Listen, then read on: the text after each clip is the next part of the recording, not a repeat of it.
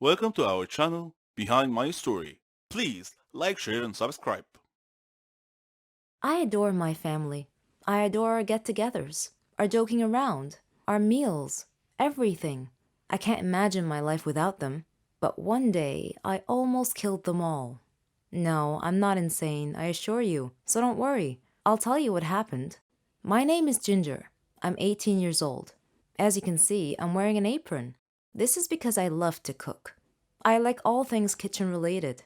My happiest moments are when I see my family eating a meal together. I always cook for them. They enjoy it too, and they support me. They let me try different dishes from different countries. I like to listen to their opinions about my cooking skills. I'm also addicted to cooking programs. One day, my cousin Charlotte came to visit before Thanksgiving Day. She likes to dress all in black, and today was no exception.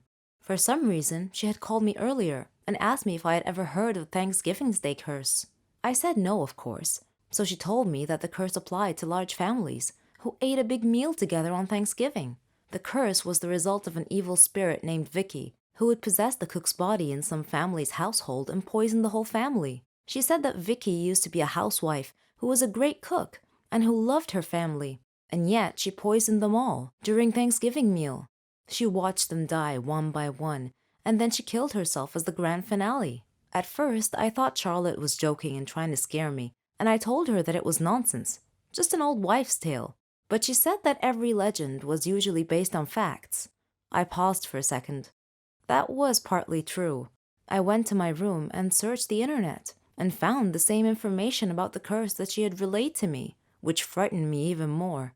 Vicky was just like me, or was it the opposite? I stopped myself from getting deeper into this. I needed to focus on preparing the meal. On Thanksgiving's Day, my father bought some groceries, which included a white bottle of liquid. I presumed it to be milk, though it smelled a little weird. But I thought it was my imagination. My aunt called and said she would be arriving a few minutes later, so I had to hurry and finish the meal quickly. My finishing touch was dessert.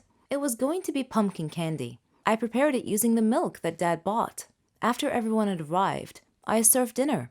We all sat down and prayed before the meal. Then, everyone started eating. Things were going well. Everyone was chatting merrily and complimenting me on the food. I was overjoyed. But somehow, I couldn't shake this feeling that something was wrong. I looked at Charlotte, but she smiled supportively.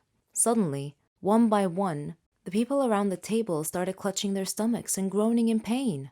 The last thing I remember before I lost consciousness was my brother calling the ambulance. When I woke up later, I was lying in a hospital bed, alongside all my family members, who were also lying in the hospital bed.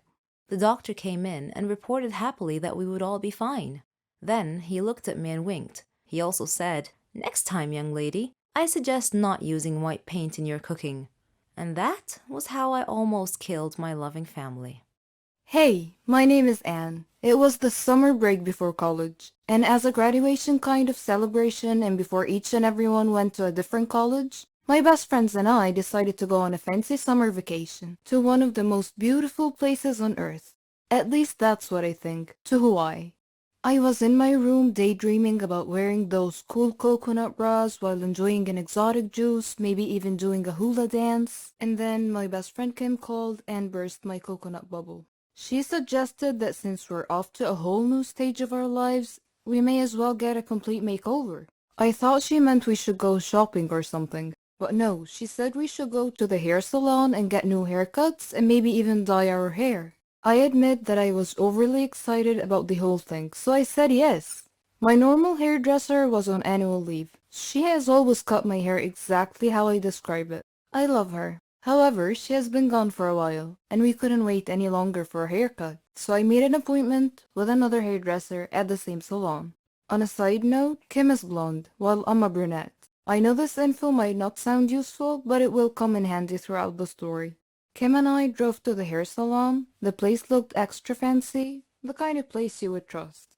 We went inside all giggly like we were 12. We were actually 18 at the time. Anyways, we were greeted by a really nice lady. That lady said that Kim should get highlights and I should go for the same, plus going blonde. I was skeptic, but who cares? It's summertime. The lady put bleach all over my head and went to do Kim's hair. So, after 15 minutes, my scalp started burning like crazy. So I called the nice lady and she said it was time to wash the bleach. As she was washing my head, her smiley face went poker. Chunks of my now orange hair were all over the sink. Kim looked at me and her eyes got as big as my head. The lady asked me not to freak out and that she could cover the bald spots with a really short haircut. The lady asked me not to freak out and that she could cover the bald spot, and so she started cutting my hair. So far, so good. Then she snips a huge section out of the front of my hair saying that she was framing my face. At this point, it was too late to say anything. The haircut was just hideous. Not me at all, and especially not what I asked for. So I told her that I hated it. She felt really bad and I started to tear up because it was seriously so ugly. And now that I was stuck with a really bad haircut, I tried to calm myself that maybe the color will turn out okay. And then she put the dye on my hair and it turned my hair green. The only solution now was to become a redhead. And that was just a no for me. I don't have the complexion of a redhead. Our boyfriends were actually going to pick us up from the salon, and just imagining the look on Nick's face made me cry and laugh at the same time. Rachel played it really cool, and even her highlights did not go so well. But that incident was just one of a kind. I ended up with the weirdest hair color ever. It was like I was half mermaid, half dragon. This did not stop us from enjoying our summer break though. It was actually a good source of jokes for a long, long time. One of the best feelings in the world for any woman is being a mother. To have someone love you for who you are, for just being you, and expect nothing in return. You're the heroine of their story. You become everything they ever dreamed, and you'd give anything to see a smile on their face. I'm proud to say that I'm a mother to 50 kids. I know that's a lot, but let me tell you the story. I'm Susan, 20 years old. I come from a very rich family. My dad's Stefan Heiss, a very famous businessman. Yes, the owner of Heiss Cars Industry. My mom's Elena. She comes from a very rich family in Sweden. She married my dad and they built their life from scratch. I loved kids, ever since I was a kid. Sometimes I feel like they're walking cotton candy. Their laughs, their mischief.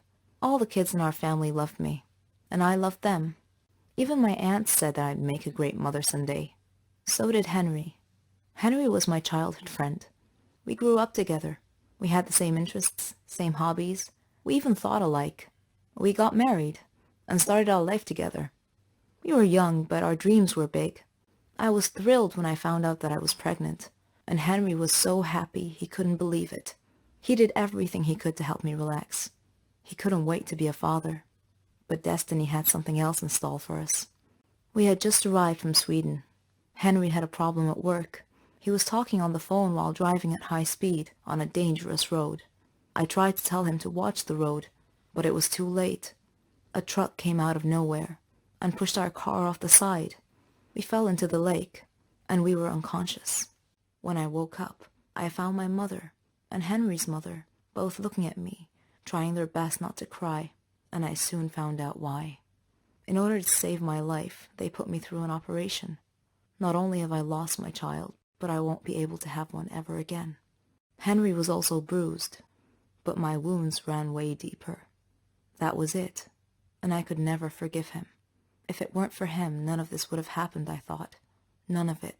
I got a divorce later, after Henry tried over and over and over to fix the situation, to apologize, to ask for a second chance, but all I saw were empty words. There was no second chance. I tried to keep myself busy, find a way to invest my money and time, trying to get my mind off the accident. I decided to open up a toy store. I wanted to bring joy to all the children. One day, as I was standing in my store, I glimpsed a small boy standing out front, looking at a toy. The boy was alone, about 8 years old, but that wasn't all. His clothes were patched up and looked more like rags. His face and hands were dirty, and he just stood there, looking at the doll, daydreaming. I found myself walking out to him, but when he saw me coming, he ran away. A few days passed, and that boy's gaze was all I thought of. Then, one day, I found him outside the store again, looking at a different toy. I moved towards him slowly this time, till I was right beside him. Then I said, "Do you like it?" The boy freaked out and tried to run again, but I caught his arm this time and said, "Don't be afraid. I'm Susan." The boy looked at me, terrified, and I smiled. He started to relax. He told me his name was Billy, and that he was 7, and that he lives nearby. When I asked him about his parents, he said he never knew them, that he lived with Uncle Max. I asked him who Uncle Max was, but he cast his eyes down and was nervous all of a sudden. He looked a bit scared. I got curious, so I took him home with me, let him shower, and prepared a hot meal.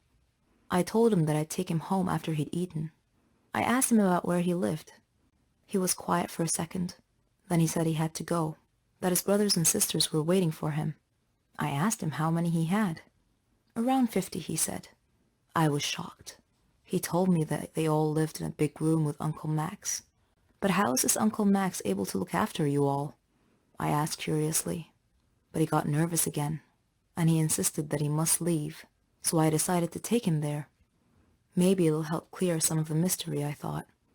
I drove, and Billy was guiding the way, until we got there.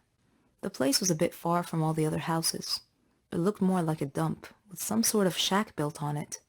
A man was standing in front of the door, holding a kid by the arm and beating him senseless. The boy was younger than Billy, and Billy was shaking next to me, mumbling to himself, "He's gonna hit me too. I'm so late." Then he turned to me and said, "Bye, Susan. You have to leave now, quickly." And then he ran towards the shack. I backed up the car and stood nearby to see what happens. The man hit him hard across the face, and I heard him say, "Where's the money you stole today, boy?" Billy turned out his empty pockets, and the man dragged him inside by the collar. I wanted to help, so I decided to call Henry, who was more than happy to answer my call. I told him what had happened, and he came to me. We approached the shack together slowly and looked through the window. A lot of children, ages from 3 to 7. The place was a real dump. The man was sitting at a table. It had food and drink. Billy was dragging a heavy sack on the floor, and another kid was carrying a cup to bring to the man, who snatched it out of the boy's hand. Then he got up and started waking the rest of the kids, telling them to get out there and bring him money, that they would face a real nightmare if they didn't. I wanted to barge in, but Henry stopped me. He called the police instead. The police came quickly, and they caught the man. Apparently, he kidnapped these children from parks and surrounding areas, so they could steal for him, and he would starve them and beat them. The police didn't know what to do with all the children, and I felt like this was my second chance. I told the police that I would build a home big enough, and I would take them all in, to give them the care and love that they deserve. And that is how I became a mother to 50 kids.